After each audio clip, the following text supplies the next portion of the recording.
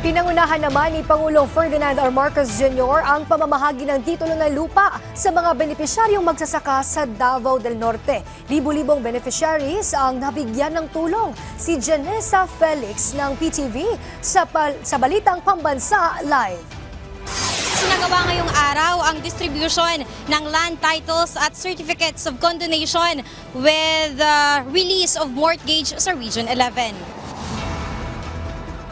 Kung saan pinangunahan mismo ni President Ferdinand Bongbong Marcos Jr. Gusto ng presidente na mabigyan ng sariling lupa ang mga magsasakang Pilipino, lalo na ang mga higit na nangangailangan.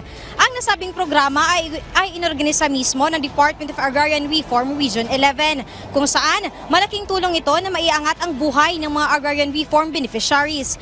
Sa Region 11, magkakaroon ng initial distribution ng 9,058 co-croms kung saan meron itong 6,951 agrarian reform beneficiaries.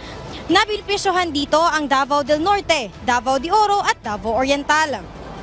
Ang Davao del Norte nakatanggap ng 2,337 co-croms na mayroong 1,731 beneficiaries. Ang Davao de Oro nakatanggap ng 4,901 co-croms na mayroong 3,614 beneficiaries. At ang Davao Oriental nakatanggap ng 1,820 co-croms na mayroong 1,606 beneficiaries. At para naman sa Certificate of Land Ownership Award, nakatanggap ang Davao City ng 144 regular CLOA titles na mayroong 142 beneficiaries. Habang ang issuance ng electronics titles nakatanggap ang rehiyon ng kabuuang 672 titles, kung saan 122 nito ay para sa Davao del Sur at 550 para sa Davao del Norte.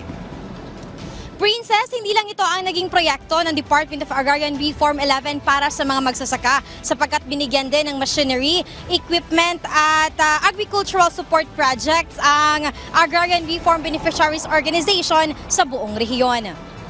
Mula dito sa Panabo City, Janessa Felix para sa Pambansang TV sa Bagong Pilipinas.